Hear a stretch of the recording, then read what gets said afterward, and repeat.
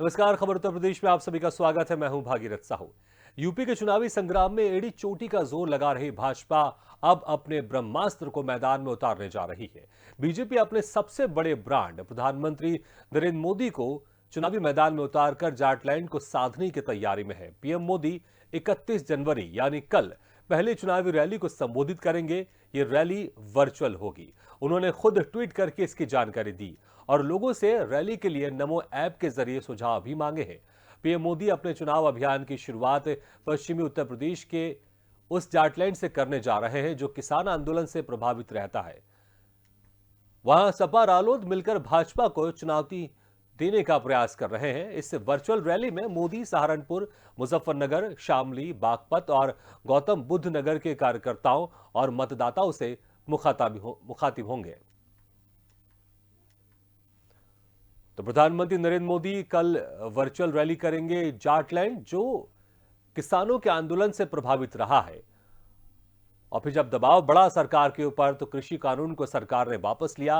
अब बीजेपी का पूरा प्रयास है, बीजेपी की पूरी कोशिश है कि जो किसान हैं उनको कैसे अपनी तरफ किया जाए कि ताकि ज्यादा से ज्यादा चुनाव में बीजेपी को फायदा हो और दोबारा उत्तर प्रदेश में फिर से बीजेपी की सरकार बने। और कल नरेंद्र मोदी वर्चुअली माध्यम से रैली करेंगे, कार्यकर्ताओं और वहां की जनता से संबोधित करेंगे। इस खबर पर ज्यादा जानकारी के लिए बात करते हैं यूपी एडिटर अखिल सिद्दीकी से। अखिल, कल प्रधानमंत्री नरेंद्र मोदी वर्चुअली माध्यम से, नमो ऐप के माध्यम से कार्यकर्ता और जनता से मुखातिब होंगे। इसके लिए क्या कुछ खास तैयारी की है उत्तर प्रदेश बीजेपी ने? देखिए, बीजेपी का आईटी सेल को लेकर ये जानकारी दे दी गई है और पूरी तरीके से जो वर्चुअल रैली होनी है इसकी तैयारी भारतीय जनता पार्टी ने अपने बूथ स्तर के कार्यकर्ताओं को भी निर्देश कर दिया है और जिम्मेदार जो उनके कार्यकर्ता है वो भी वहां पर मौजूद रहेंगे।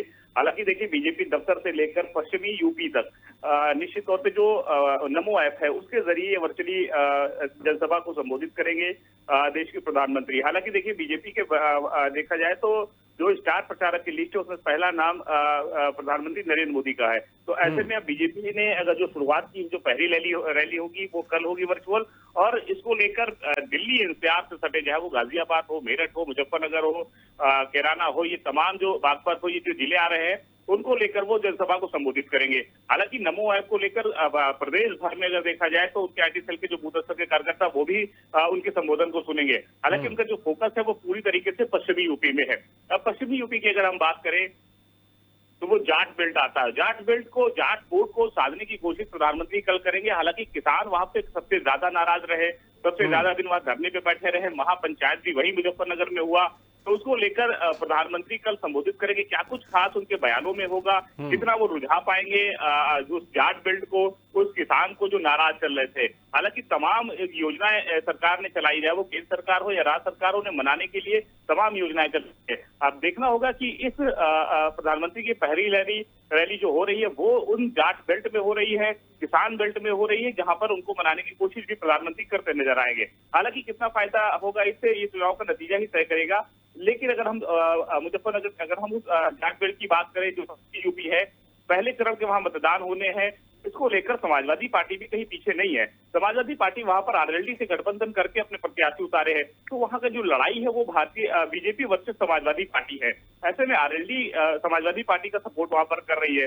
गठबंधन पे उन्होंने अपने प्रत्याशी उतारे तो किसान वोट बैंक और जाट वोट बैंक को बनाती नजर आ रही है। अब इस बीच बीजेपी कैसे अपने उन जो उनके पुराने वोटर रहे हैं, चाहे वो किसान रहे हों, चाहे वो जाट रहे हों, ऐसे में अब उन सीटों पर कैसे वो फिर से फतेह हासिल करेगी, ये देखने वाली बात होगी। कि निश्चित तौर पे 2017 का जो इतिहास रहा है वो बीजेपी ने सबसे ज्यादा सीटें पश्चिमी यूपी में निकाले थे। अब किसान और जाट नाराज हैं, ऐसे में कैसे उनको मनाते हैं, कैसे वहां से ज्यादा सीटें आती है, क्योंकि समाजवादी पार्टी और आरएलडी मिलकर कहीं ना कहीं बीजेपी का वहां पर चुनाव वहां पर पूरी तरीके से उस बेल्ट को साधने की कोशिश कर रही है। अब ऐसे में प्रधानमंत्री पहली जनसभा को संबोधित करेंगे, क्या कुछ फायदा होता है, कितनी भीड़ उसमें वर्चुअल में होती है, कितने ऐप में लोग उसको सुनते हैं, ये भी देखने वाली बात होगी।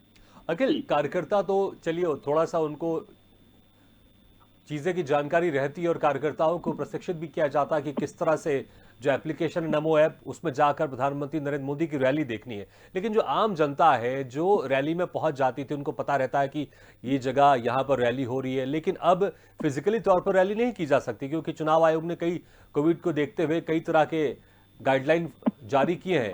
वर्चुअली रैली हो रही है कल प्रधानमंत्री नरेंद्र मोदी की। जो आम जनता है उसको जोड़ने के लिए क्या छोटे छोटे स्तर में जगह जगह एलईडी के माध्यम से उनका संबोधन दिखाया जाएगा, छोटे छोटे ग्रुप में उनकी रैली को वहां पर दिखाया जाएगा, क्या इस तरह के कोई इंतजाम किए गए?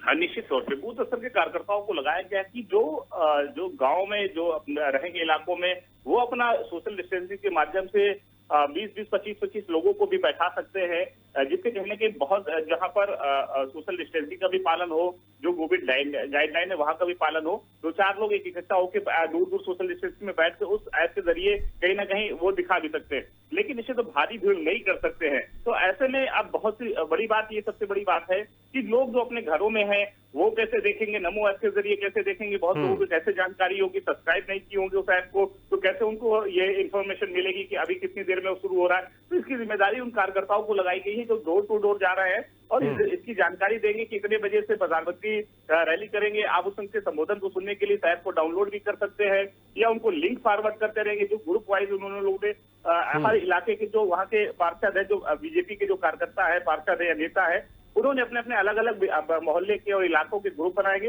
उस ग्रुप के जरिए कहीं ना कहीं उसे लिंक डालेंगे, उस लिंक को खोलेंगे तो वो वर्चुअली जो रैलियां होंगी उससे सुन सकते हैं सीधे। तो इसकी जिम्मेदारी पार्टी के कार्यकर्ता, नेता, विधायक, मौजूदा विधायक, पूर्व विधायक, सांसद, तमाम लोगों को लगाए गए हैं कि उस लिंक को ज्यादा से ज्यादा फॉरवर्ड करेंगे, जिससे कहीं ना कहीं उनके उन घरों में भी उन पब्लिक के पास को पहुंचना चाहिए, जिससे रैली को प्रधानमंत्री जो संबोधित करेंगे उससे सुन सके और समझ सके। बिल्कुल अखिल, वाकई इस बार पहली बार पार्टियों के लिए, राजनीतिक पार्टियों के लिए बड़ा ये एक चैलेंजिंग टास्क है क्योंकि फिजिकली वो बड़ी रैली नहीं कर सकते, डोर टू डोर जा सकते हैं, वर्चुअली माध्यम से वो रैली कर सकते हैं।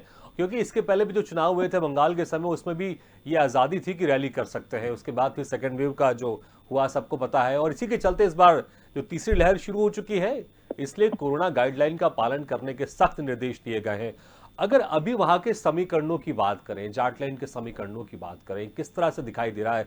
भाजपा ने जो उम्मीदवार उतारे हैं, सपा ने जो उम्मीदवार उतारे हैं, किस तरह से वहां पर टक्कर दिखाई दे रही है दोनों पार्टियों के बीच में? और वहां पर बसपा का क्या अस्तित्व है और कांग्रेस भी कितना वहां पर प्रभाव डालती है? देखिए, निश्चित तौर पे अगर वहां कोई पार्टी लड़ती नजर आ रही जाट उस पश्चिमी यूपी में, तो बीजेपी वर्सेस सपा है। सपा ने मजबूती से अपने आरएलडी को साथ ले लिया है, समय रहते इसका फायदा उसे मिलेगा।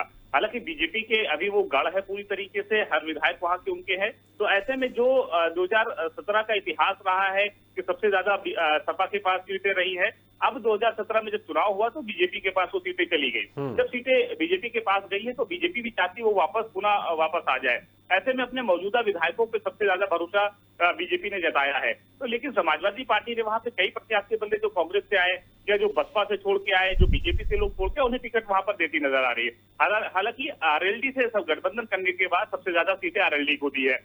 समाजवादी पार्टी को ये पता है कि जो जाट वोट बैंक है और किसान वोट बैंक है वो आरएलडी के माध्यम से आ सकते हैं। आरएलडी के जब किसान आंदोलन हुआ था तो मुजफ्फरनगर में जब जिस तरह महापंचायत हुई थी तो उसमें किसानों ने ये कहते नजर आए थे कि हमने अजीत सिंह का साथ छोड़कर बहुत बड़ी गलती की। तो ये बातें बहुत ज्यादा वायरल हुई थी। तो इसका फायदा समाजवादी पार्टी उठाती नजर आ रही है कि आरएलडी के साथ अगर किसान जाते हैं तो उसका लाभ मिल सकता है। तो ऐसे में समय रहते समाजवादी पार्टी ने गठबंधन करके बीजेपी को वहां चुनौती दी है।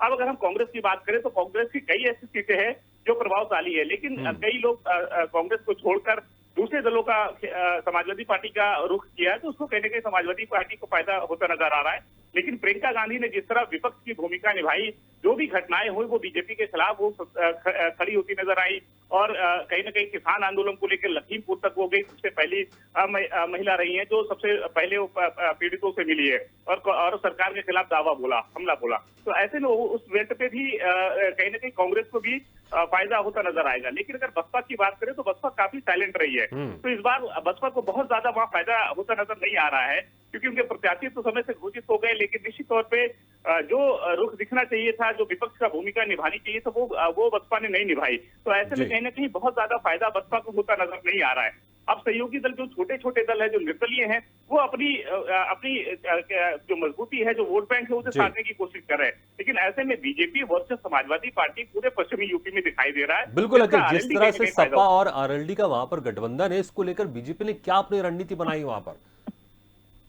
देखिए, बीजेपी की बात करें तो बीजेपी ने पहले जो कांग्रेस जो किसान और जाट वोट बैंक नाराज थे, उन्हें मनाने की कोशिश की। हालांकि ये आज तक जो रैली हो रही है प्रधानमंत्री का, वो कहीं ना कहीं उसको रुख को भी साफ करेंगे कि क्या कुछ रही है जिससे किसान या जाट नाराज रहे, या हमने क्या फायदा उस क्षेत्र में पहुंचाया है, कितना हमने जाट वोट के लिए किया है, क्या हमने किसानों के लिए किया है, ये वहां पर कहीं ना कहीं कहते आज नजर आएंगे। हालांकि रणनीति की बात करें तो वहां पर प्रभारी अमित शाह बनाए गए। देखिए, देश के गृह मंत्री हैं और जिम्मेदारी, बड़ी जिम्मेदारी अमित शाह को दी गई है। अमित शाह देखिए कई दिनों से वहां पर डेरा डाले हुए हैं, डोर टू डोर कन्वेंसिंग कर रहे हैं। ऐसे में भारी भीड़ भी हो रही है। तो अगर देखा जाए तो अमित शाह जैसे बड़े चाणक्य के रूप में माने जाते हैं, चाहे वो पश्चिम बंगाल का चुनाव रहा हो, चाहे उत्तर प्रदेश का 2012 का चुनाव रहा हो, 2017, 2019 का रहा हो। ऐसे में अमित शाह को चाणक्य के रूप में माना भी जाता है। तो ऐसे में बड़ी जिम्मेदारी पश्चिमी की उनको दी गई है और सबसे बड़ी रणनीति उन्हीं के ऊपर बनाई गई है और वो उसको भूमिका वहां पर पश्चिमी यूपी में निभाते नजर आ रहे हैं। बिल्कुल अखिल, बीजेपी इस इंपॉर्टेंस को समझ रही है कि जाटलैंड में किस तरह से वहां के जो मतदाता है उनको अपनी तरफ किया जाए, इसलिए अमित शाह को इसकी जिम्मेदारी दी गई है, क्योंकि सबसे सफल चाणक्य के तौर पर राजनीति उनकी सबको पता है बेहतर तरीके से। 2014 में किस तरह से उत्तर प्रदेश में उन्होंने बीजेपी को सीट दिलवाई थी और फिर उसका जो फायदा मिला था, केंद्र में बीजेपी की सरकार बनी थी। अब अमित शाह को जाटलैंड साधने की भी जिम्मेदारी दी गई है और कल प्रधानमंत्री नरेंद्र मोदी का वर्चुअली रैली भी है, जो कि वहां की जनता और कार्यकर्ताओं को संबोधित करेंगे। अखिल, बहुत बहुत शुक्रिया इस तमाम जानकारी के लिए।